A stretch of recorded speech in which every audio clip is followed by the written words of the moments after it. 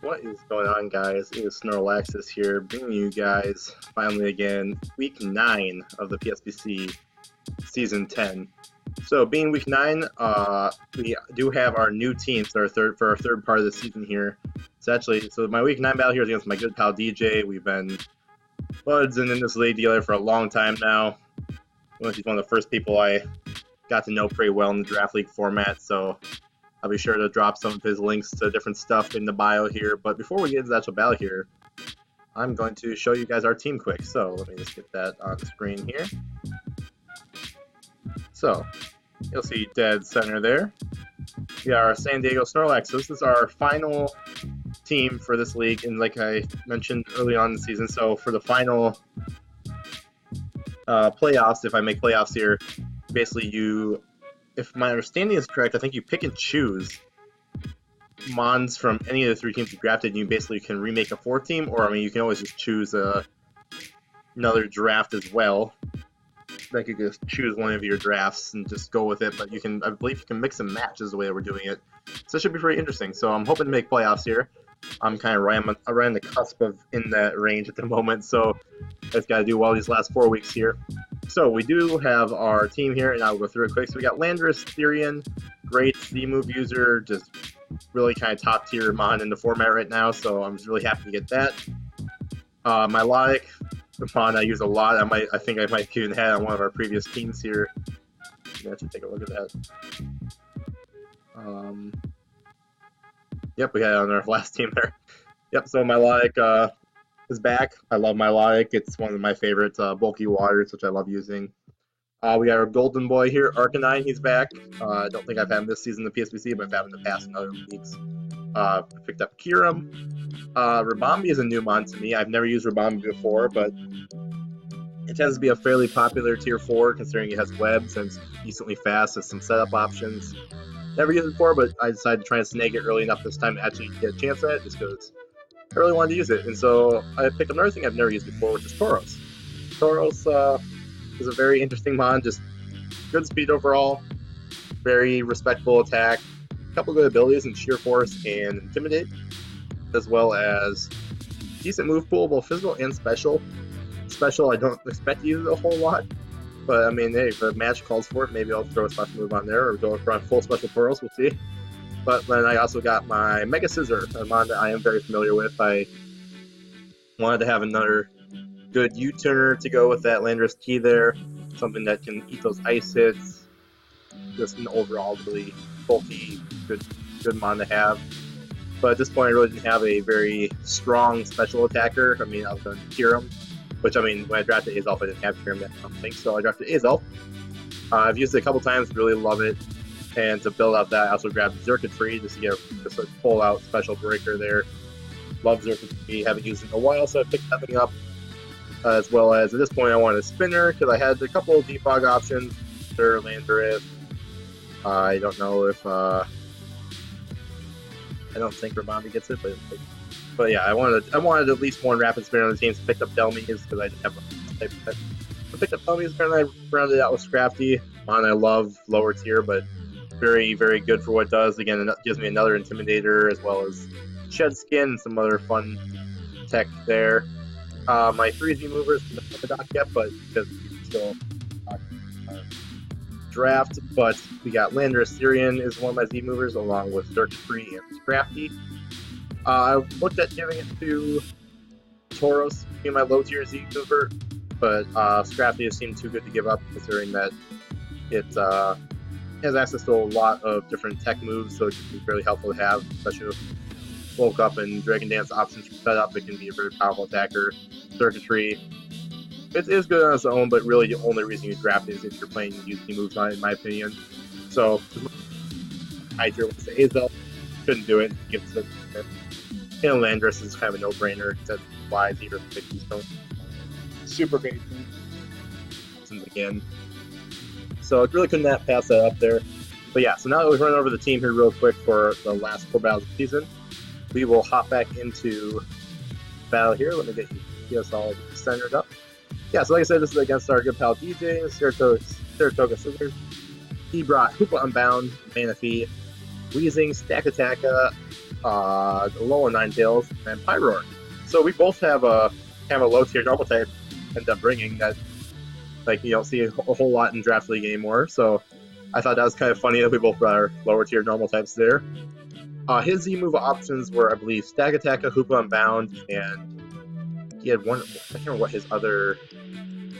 Oh, I think Weezing. I think Weezing was his low tier option he gave for its Z tech moves. So he did bring all three of his Z users. I wasn't sure which one he might want to use coming into this battle. I have my Z this battle on my Xurkitree. I did bring 2 of my 3 Z users as well, so he has to kind of think about that, which one to get out this time. Going into the battle, I saw obviously that Hoopa Unbound is quite scary. I don't really have any great Scarf in this team I brought, so I had to be really careful of that, especially if it's Scarf or Cassie Pot. If he has like a Trick Room, Cassie Pot set with Stack Attack and Hoopa Unbound together, that could be really dangerous. But yeah, I considered between I have a couple of different things that outspeed him. I have actually Scarf Landorus, Azelf outspeeds, Xurkitree outspeeds just barely, Tauros outspeeds, and then also I also have Bullet Punch on my Scizor there. I figured that while Hoopa is incredibly scary, I can maybe stack something and always get into another Mon to take care of that. One other thing I really want to watch out for is trying to keep that Aurora Veil from coming up, just because Aurora Veil will make it so much incredibly harder to kill his bulkier stuff, like obviously the Stack Attack of the Weezing or even Manaphy to ramp up the set. So without too much further ado here, I will go ahead and get into it here. So I go ahead and lead off with my Tauros. I really wasn't sure what else to lead off with here.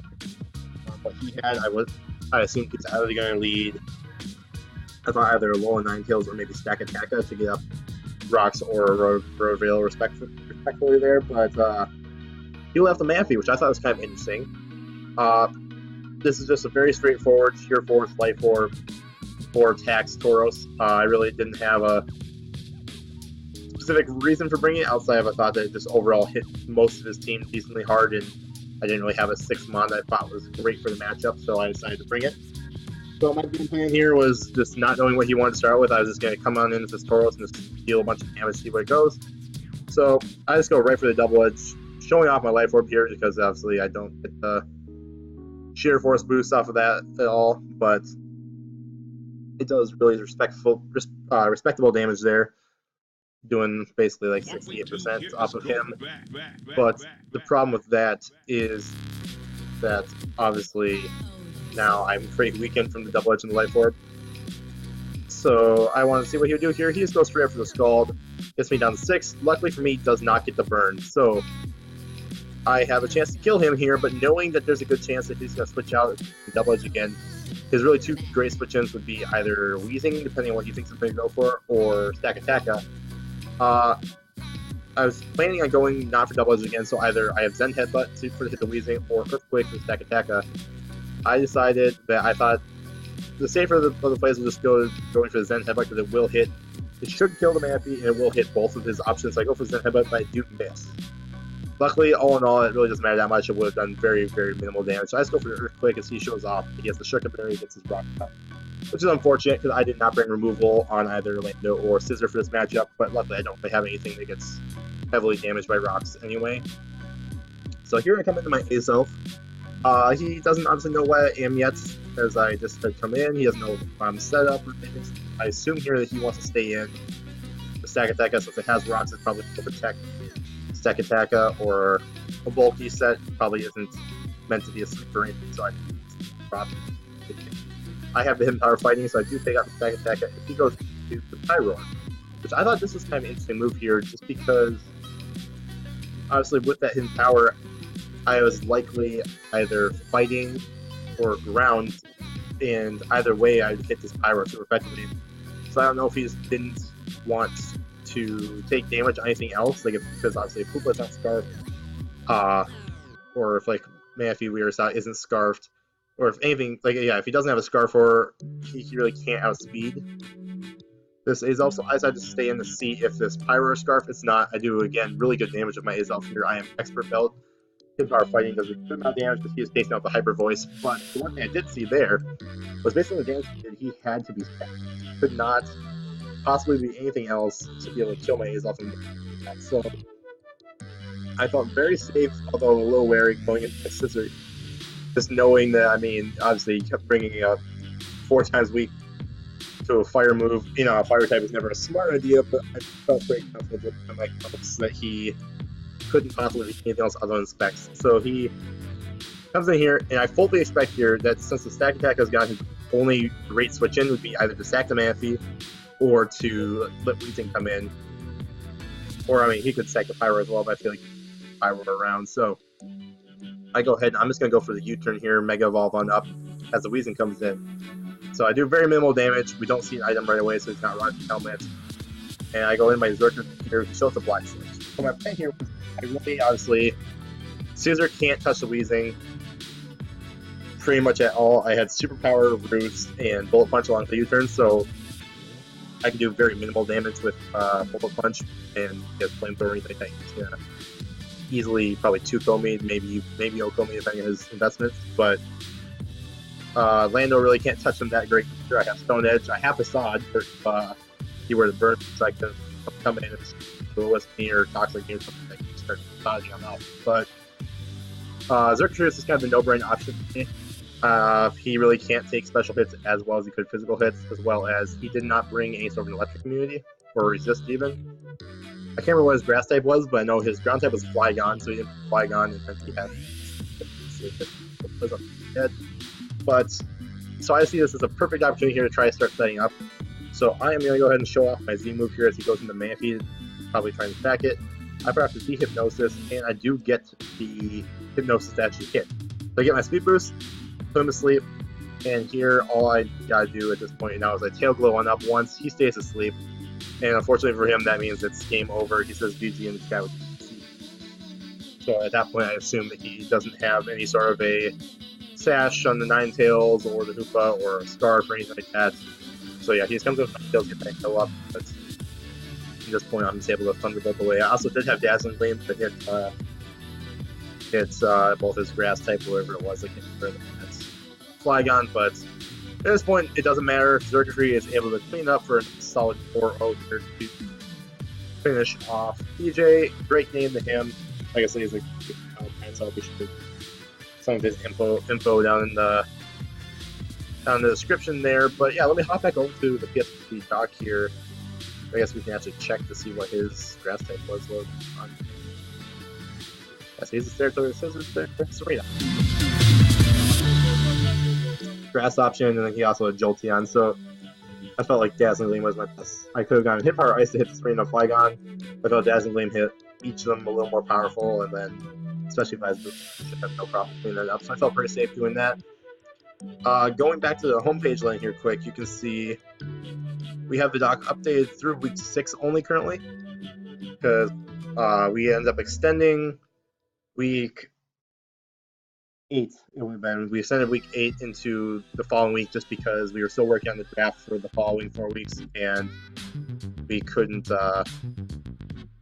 really do much else about that. So we decided to extend it just to give people more time to battle because people were busy, as well as just overall giving us a good draft time and just all that. So with that win, that would put us at 4-3, and I believe we went 1-1 in the last 2 battles. Don't quote me on that, but I believe I guess I'll have to go back and look at my recordings and stuff. But so I believe overall we are 5-4 now. So like I said, as you can see, kind of we're right on that cusp of making it into that top 8. So we started out a little rough, but we're pulling it back here at the end of the season. So I think with that current record, it's good enough where we will be, especially BJ, who is above us there. I believe Frost, who's Irvine there, I believe he lost at least one of his last 2 battles as well. So hopefully that means that we'll move up into either that 7th or 8th spot, or if not, we'll at least be tied record-wise with other people in that same general vicinity. So as long as we do fairly well in those last 3 weeks, I'm really hoping that that we're able to pull that off and get that W. But yeah, as always, thank you guys for watching. I will be sure to get on top of the next battle, hopefully live when it happens, so I don't do another post-com. We did this one after I worked last night, but I was really tired and didn't really know I wanted to record or not, so I decided I'd rather do a post-con. That should be awake and ready for it. So that's what we're doing here. And like I said, too, I wanted to do a quick little team preview as well, so I thought I'd just be better to do it all at once rather than do a 4-5 and do it all. So that's where we're sitting right now. Like I said, I'll be sure to drop DJ's stuff down in the description as always. If you enjoyed, let me know in the comments there, like, subscribe, all that great stuff. And I will see you guys all soon.